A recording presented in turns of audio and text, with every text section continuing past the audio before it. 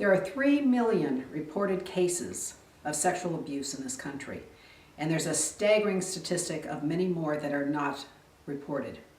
The show tonight is about a young woman who went through sexual abuse from a very young age as a child to other kinds of abuse, mental, physical, and she's come to share her story, and she wrote a book.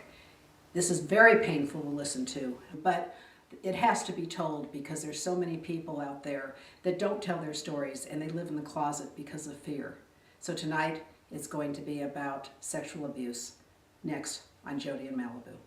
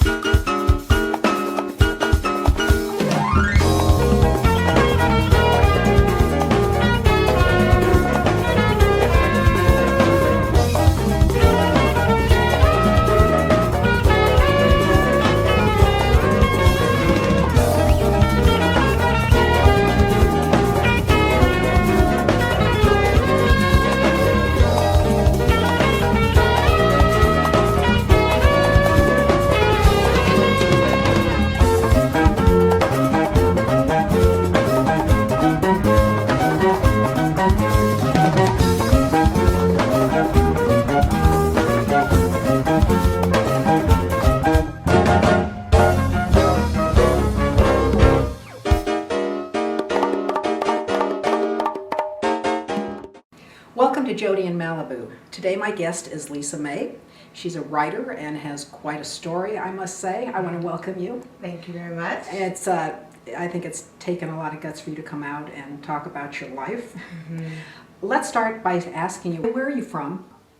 From Las Cruces, New Mexico, the southwest corner. So, and you are biracial? Yes. So right. Your mother is white? Yes. And your father is black? Yes. Okay, and you come from a large family? Yes, I am the oldest of 5.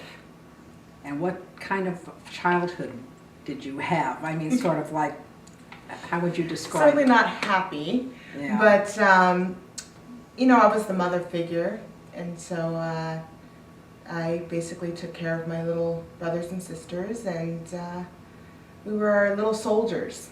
So you're the oldest? I'm the oldest. And in this family atmosphere, something terrible was going on that probably nobody else knew, correct? Yes. We were physically abused and sexually abused. And this was by By my father, yes. And how long did this go on? Well, for those of us that endured sexual abuse, not all of us did, it was off and on a period of years. I would say that by the time I was 10 was probably when it ended. So how old were you when you say it started? You know, it could have started as early as, you know, me being 5 years old, 6 years old. I'm not sure, you know, there's chunks of my life that I have no idea, I blocked out. So this all happened before puberty? Yes. So you were actually a child? Yes. And did this happen to your sisters too? One that I know of for sure. The other one, there hasn't really been too much evidence, but one of them definitely. I mean, this is just a tough topic because it's so horrible. How did it happen? I mean, did he come across as a loving father? Was he a brutal father? Well, it's interesting because I have so many memories of him, especially, you know, when he'd come home drunk, and he was absent most of the time because he worked religiously, and he was a basketball player, and that was like his religion. But when he'd come home, he'd usually be drunk, and you know, then the beatings would take place. And what would be the reason to beat you? Oh, any number of reasons. I mean, my mother was one of them. My mother suffered most of the beatings, and if we intervened on any occasion, we would get slapped or hit or we were also kept inside a lot. So if we went outside, I remember one time he caught us outside, and we had a willow tree in the front yard, and he made us pick a switch, and then he just beat us for being outside, and so it was there was never really any real good reason. It was just whatever struck him as inappropriate at the time. Now, did he do these beatings because he was drunk, or did he also do it when he was sober? Honestly, there's so many times when I just remember him being drunk that I can't really remember if he was ever sober. I'm sure if something happened in the morning, maybe he had to be sober. But most of the memories I have, he was drinking. And did you ever go to your mother and tell her what was going on? Well, my mom, as far as sexual abuse goes, I strongly suspect that she knew, because years later I would talk with her about it, and she knew about it, at least with one of my sisters. And then as far as the physical abuse, she herself was being abused. I mean, she saw what happened, and she couldn't do anything about it because she was a victim. And she had that mentality. I hate to use the word victim, but my mother really had that mentality. Now, how did you handle it? I mean, did you tell friends, or is this something you keep to yourself? Oh no, we didn't speak at all. Nothing. We didn't talk about it for years and years and years. Silence was our religion. We really kept quiet, and we were too afraid to speak. We didn't have friends either. We weren't encouraged to have friends. My mother didn't have friends. I often refer to our house as the island because we didn't venture out, So you're like this young child of 10 having to deal with this all by yourself? It felt like that because I was the oldest, because my mother, she was bipolar and often would retreat into her own little world. So I often felt like I was by myself taking care of this army of kids, and it was isolating. Oh, it's horrible. And then you turn 16 years old and you get raped. Yes.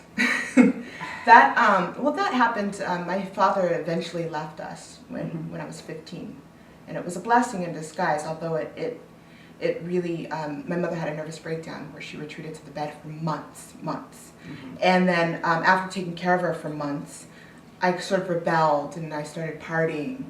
And it was at a party that I wouldn't call him a friend, somebody that I partied with took advantage of me being drunk. And we were making out, and next thing you know, we were in the car, and I said no a number of times. But, I was drunk. I was kind of getting, dizzy, not disoriented, not knowing what was happening, and then, it happened.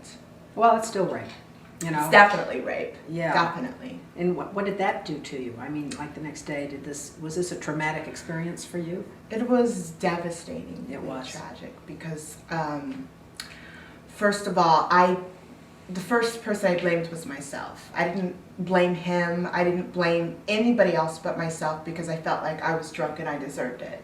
And it was confirmed later when I decided to talk with my father about it and my mother. And my father was like, you put yourself in this situation, so you deserve it, And my mother didn't really know what to say. I think she just sort of passed the torch on to my father, and it just became another issue to be swept under the rug. So you didn't have any support? I had no support. So you had to live with that too? I lived with it for a very long time, and especially feeling guilty. Like I did this to myself, I deserved it. Over and over I kept thinking I deserved it. My mother used to call me a whore all the time. And when I was doing nothing, I was quite innocent. And I just remember thinking after that happened that it confirmed everything that she said about me, that I was a whore and that I deserved it. That's horrible. And you probably, being so young, you believed it. I definitely believed it. For a long time, it even crept into my relationships.